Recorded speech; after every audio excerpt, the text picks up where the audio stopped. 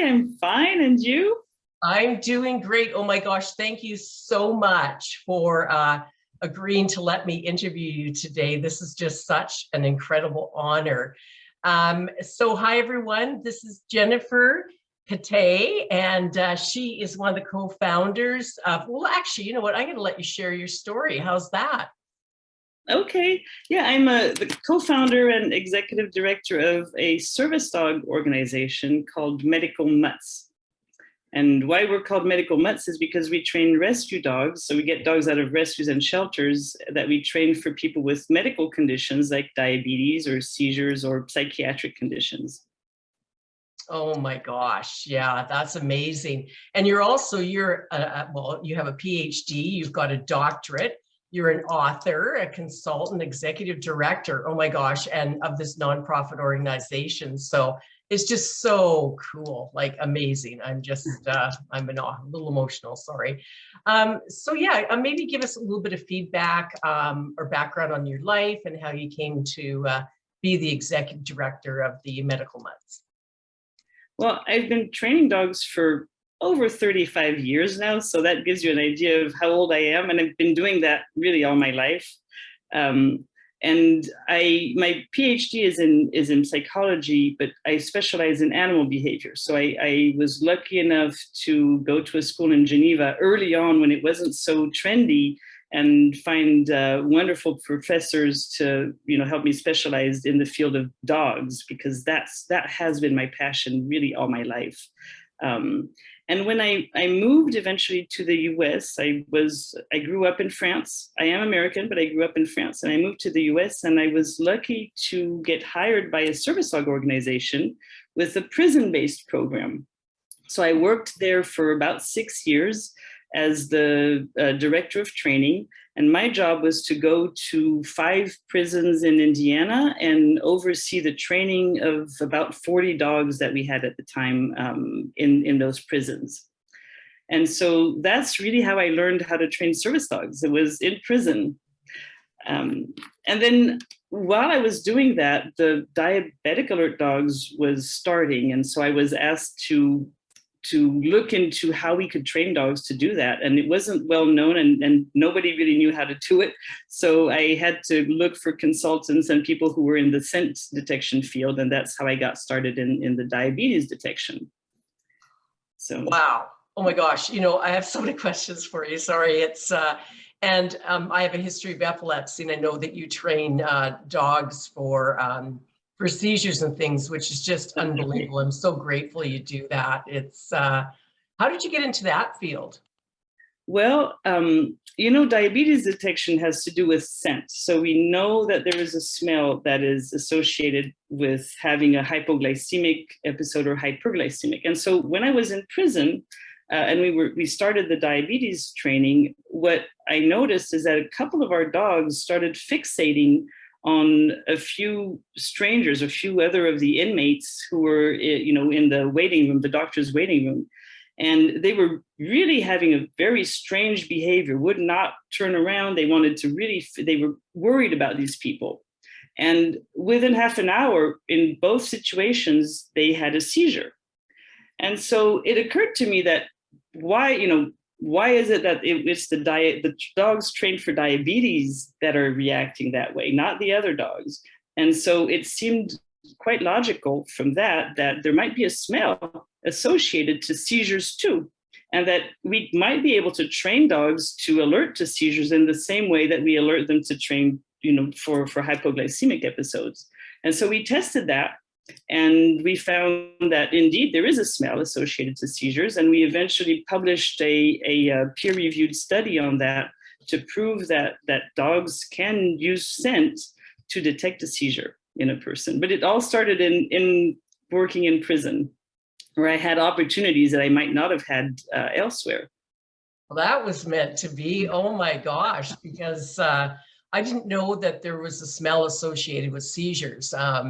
So that's super interesting. So, oh my gosh, so many questions here. And I also noticed that you are able to train a person with seizures, train their own dog. That was interesting. So you can train them Yeah, I'm fascinated by that as well. Yes. So what we do is we have a program that is, I wouldn't say rigid, but it's very structured, right? Our dogs go through 3 different levels of training and they learn about 30 behaviors. So a lot of those behaviors have to do with going out in public and being able to be manageable out in public settings. And then there's, of course, all the specialty behaviors. And so what we did, because it's hard for us to train enough service dogs to provide to all the, thousands and hundreds of thousands of people who might need them. And it's really costly. I mean, every service dog that we put out cost us $25,000. So it's not easy to make a service dog. So we figured an alternative way to help people would be to train their dogs. So we have 2 programs for that. Either we get their dog into our facility and we train their dog for them, or we teach them. And right now, because of COVID, we kind of changed things. So we teach them online. So people can learn from pretty much everywhere how to train their own dog using the same exact structure that we have for our service dogs. So the dogs that are trained by our clients have the same standards as the dogs that we provide fully trained. Oh my gosh, you know what? This is so amazing. Like oh my gosh. Okay, so a couple more questions. What do you have in the way of goals in particular for your organization, or anything you want to give a voice out to?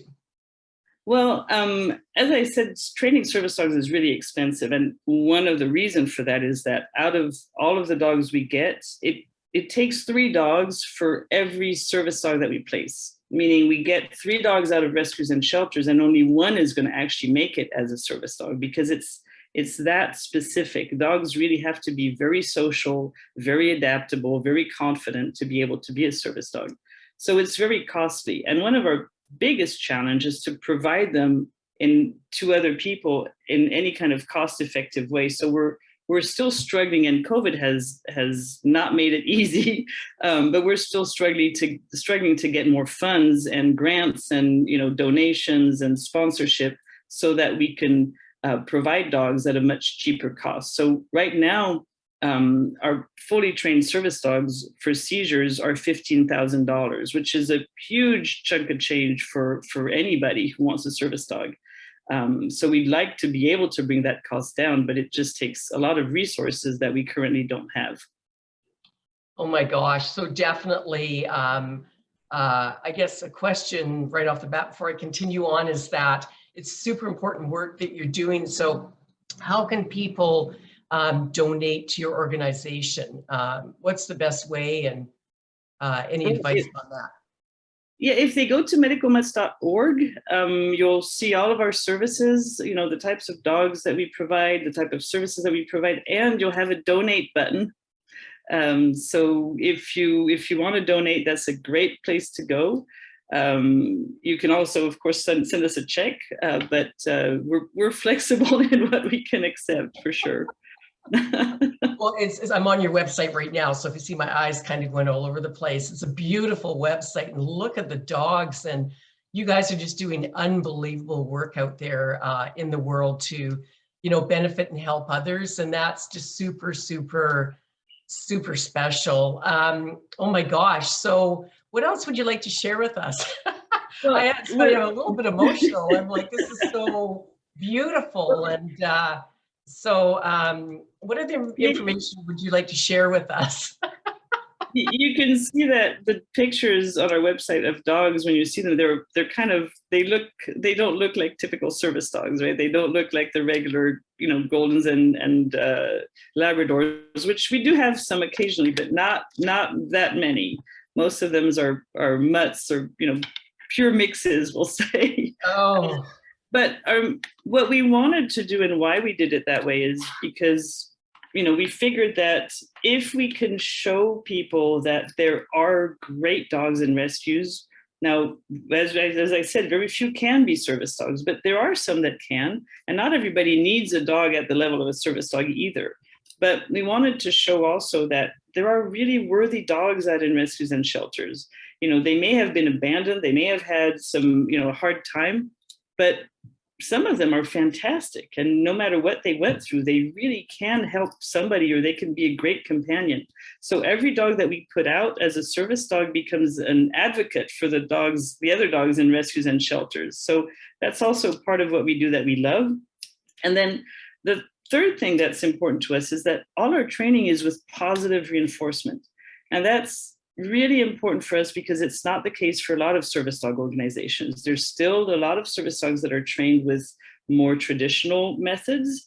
And we firmly believe that dogs work better and are happier, and the relationship is a lot stronger when they are treated with as much respect as we possibly can. And when they don't have to fear a punishment, because they need to think, they need to take initiative, right? When they're going to be telling their person that they're about to have a seizure, they have to disobey, for instance, a downstay, and not be afraid of disobeying. They have to get up and come and start poking them with their nose and telling them, hey, it's time for you to sit down or lay down. So we want our dogs to have the ability to think through problems, to use their mind and really collaborate with their person, and not be forced to do anything. So our dogs are never forced into training. They're very much collaborators in this. I love that. First of all, the rescue dogs, right? And I love seeing the stories of dogs that have been rescued and their lives turning around, and they're just so thankful and grateful and loving. And then to be able to take that and, train them to help people with disabilities or whatever, I mean, that's just brilliant when you think of it, because it's taking two wonderful things into one. Oh my gosh, that's just, amazing. I just think it's so amazing. So again, how is it best for people to reach out to you and your organization? And of course, we talked about donations, but yeah, how can people reach you? And I will add all your contact information onto this. Yeah, so medicalmutts.org, again, it's really the best way to get information. There are forms on there that you can fill out for information about our dogs and about our services. And you can call us, 317-991-5400 is our phone number. And we're more than happy to help you directly or guide you in the right direction if we can't provide the services you're looking for. And you have great social media pages. I went on to them and checked them out. They're awesome. So I highly encourage everybody to, and we'll post all the information, go to their website, check out the Facebook page. It's just amazing. You're doing incredible work in the world. And I'm very, yeah, no, it's just such important work, and I'm just in absolute awe. I'm also incredibly grateful that I know you're really busy, you agreed to let me interview you, and I would love to interview you again, down the road if you're open to that, because again, this is such important work and you're doing amazing things out there, and it's just fills my heart. Well, we try. I mean, we try to help. That's why we have a not-for-profit, right? That's why we have an organization, is we try to help both the dogs and the people, because it's just hard. It's really hard. We hear every day, we get about 30 inquiries a day of people who are really struggling to get through life. And we don't always realize, or I think most people don't realize, how hard it is to live with a condition like diabetes or seizures or psychiatric conditions. You really, a lot of people are afraid of dying on a regular basis and have a really hard time just functioning on a day-to-day basis and just doing what we all take for granted. So, it's just difficult. Yeah, and having a history of epilepsy, I think when I first got it, I don't think there was this kind of organization around, and that I remember. In fact, there wasn't a lot of resources. So for me, this is just like, my epilepsy is dormant, in remission, or hidden right now, so I'm fine for now. But the fact that this service is available to help so many people now, like I said, I don't think it was around when it was way too many years ago. I won't tell you how old I am, but I don't think there was these. You know, so. Seizure dogs, yeah, they haven't been around for very long, and the research that we put out was only about 2 years old. So this is brand new stuff. It is pretty cutting edge, and I'm hoping that more organizations are going to start taking this over and looking at it from a scientific perspective and start training dogs for this, because some of the stories we hear are just really incredible. If you have a minute, I can tell you one that really struck me, Yes. of a dog, a service dog that was placed. I coach service dog organizations in Europe as well. I teach them how we do this. And one of them told me this story of a client who just got a brand new dog, and she was at home by herself with the dog and her baby, and she was bathing her baby in the tub. And the dog came running up to her and started poking her. And she kind of, shrugged it off, thinking, well, this can't be. I just got this dog. What's he doing? But just in case, she took her baby out of the water, put it on the floor, and instantly had a seizure. And, things like that they just strike me so much, because that dog saved that baby's life. And, just even imagining what that woman would have gone through once she recovered from her seizure, realizing that that baby could have died, I just can't imagine. So, it's pretty powerful. These dogs are absolutely lifesavers. Oh my gosh. Yeah, that's interesting. One of the reasons I decided not to have children was because I had epilepsy, and I had that fear that I might drop the baby or something. I had a fear around having children. So yeah, that totally resonates with me. And oh my gosh, thank goodness for the dog. Yes. Oh yeah. Yeah, Oh, yeah, I know. So going up and down stairs is hard. Driving is hard. Cooking is challenging. There's all these regular situations that are really sometimes dangerous when you're struggling with epilepsy. Yeah, that's interesting, because it's a lot of people in my world, a lot of people that I knew or knew me didn't know anything about it, and to this day don't know about it. But I think there's like 50 million people in the world that have it, just like large numbers for other conditions. But there's so much that goes with it, like losing your license, losing jobs, or making decisions not to have children. There's so much with it, but people don't talk about it or want to talk about it and discuss it. But I firmly believe, just my opinion, that these dogs, these service dogs, make lives so much better. Having the dog around, it makes life so much easier. And I think back just in our conversation, would I have wanted a service dog? I would have. I would have, right? Because you don't know when you're going to have a seizure or where you're going to be. Could be walking across the road. That's right. At work. I have friends that have epilepsy that have had seizures driving. And I could go on and on, but I won't. But that's why I just feel these are so important for anybody that has, a variety of conditions, that this makes your life so much easier. Plus, we all know animals calm us down, and they're very loving and very affectionate, and they're there to help us. Yes. So, oh my God. That feeling of safety and security because of the dog, but also, as you said, that calming effect because you have a companion, and all the oxytocin that flows around when you're petting your dog, and it just really improves the quality of life of a person.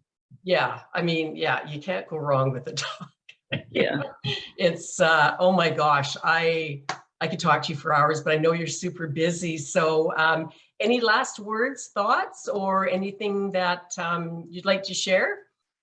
No, I think that's about it. But I thank you a lot, for having me, for a few minutes and talk about the organization. It's of course very dear to my heart. It's been my passion for many years now, almost 10 years that we've been around. So thank you for the opportunity. Oh no, thank you for what you do. And again, I'd love to interview you again and get more into depth on this, and maybe even interview some of the team, or whatever you're comfortable with or want to do, because this is important work, and I really want to support this. So thank you so much. My pleasure. We'll talk to you soon. Oh my gosh, thank you so much.